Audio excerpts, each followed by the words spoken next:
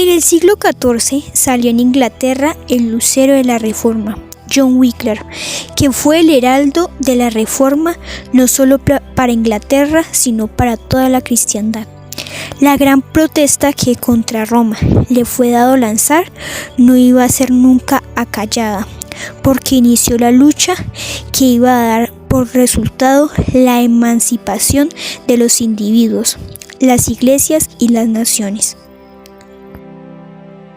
Wycliffe discernía los errores con toda sagacidad y se oponía valientemente a muchos de los abusos sancionados por la autoridad de Roma.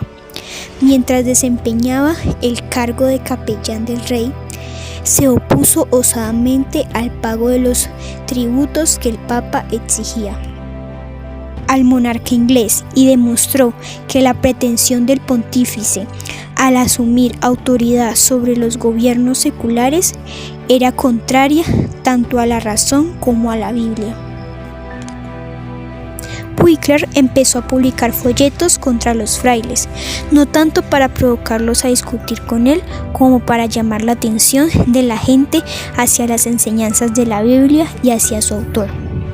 Wycliffe fue nuevamente llamado a defender los derechos de la corona en Inglaterra contra las usurpaciones de Roma, y habiendo sido nombrado embajador del rey, pasó 2 años en los Países Bajos, conferenciando con los comisionados del Papa.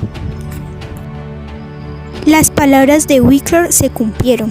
Vivió lo bastante para poder dejar en manos de sus connacionales el arma más poderosa contra Roma, la Biblia, el agente enviado del cielo para libertar, alumbrar y evangelizar al pueblo.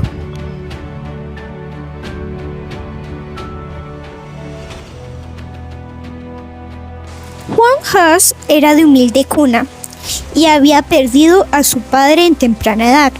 Su piadosa madre, considerando la educación y el temor de Dios como la más valiosa hacienda, procuró asegurársela a su hijo. En la universidad se distinguió por su aplicación, su constancia en el estudio y sus rápidos progresos, al par que su conducta intachable y sus afables y simpáticos modales le granjearon general estimación. Pero otro fue el campo donde Hus principió a trabajar en pro de la Reforma, algunos años después de haber recibido las órdenes sacerdotales. Fue elegido predicador de la capilla de Belén.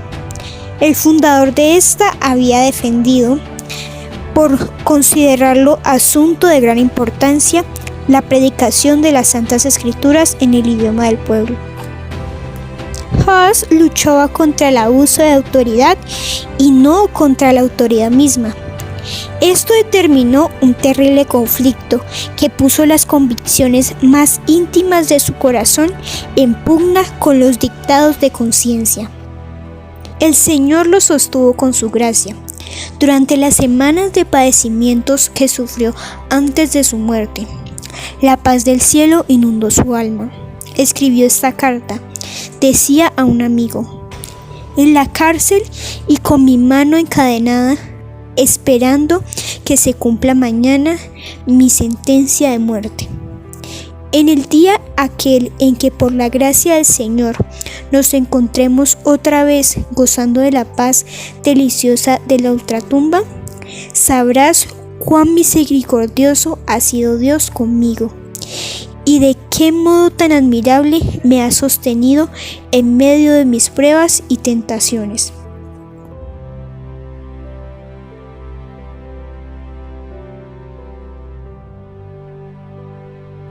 El más distinguido de todos los que fueron llamados a guiar a la Iglesia de las tinieblas del papado a la luz de una fe más pura fue Martín Lutero.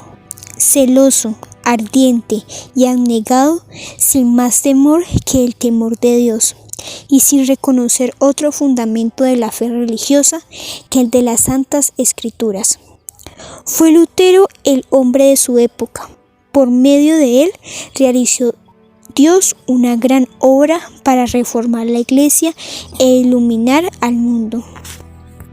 El temor del Señor moraba en el corazón de Lutero y lo habilitó para mantenerse firme en sus determinaciones, así como para ser siempre humilde ante Dios. Poseía una íntima convicción de que se dependía del auxilio divino. Y cada día que empezaba lo hacía con oración, elevando constantemente su corazón a Dios y pidiendo su dirección y su auxilio. Orar bien, decía él con frecuencia, es la mejor mitad del estudio. Dedicaba al estudio todo el tiempo que le dejaban libre, sus ocupaciones de cada día, y aún robaba al sueño y a las escasas comidas el tiempo que hubiera tenido que darles. Era muy precioso el mensaje que Lutero llevaba a las ansiosas muchedumbres que dependían de sus palabras. Nunca antes habían oído tan hermosas enseñanzas, las buenas nuevas de un amante Salvador, la seguridad del perdón y de la paz por medio de su sangre expiatoria. Regocijaban los corazones e inspiraban en todos una esperanza de vida inmortal. Lutero, aunque seguía siendo muy estricto en las doctrinas papales, estaba horrorizado por las blasfemas presunciones de los traficantes en indulgencias. Lutero contestó: ya que su Serenísima Majestad y sus Altezas exigen de mí una respuesta sencilla, clara y precisa, voy a darla. Y es esta: yo no puedo someter mi fe ni al Papa ni a los concilios, porque es tan claro como la luz del día que ellos han caído muchas veces en el error y al mismo tiempo en muchas contradicciones consigo mismos. Por lo cual, si no se convence con testimonios bíblicos o con razones evidentes, y si no se me persuade con los mismos textos que yo he citado, y si no ponen con esto mi conciencia sujeta a la palabra de Dios, yo no puedo ni quiero retractar nada, por no ser digno de un cristiano hablar contra su conciencia. Heme aquí, no me es dable hacerlo de otro modo. Que Dios me ayude. Amén.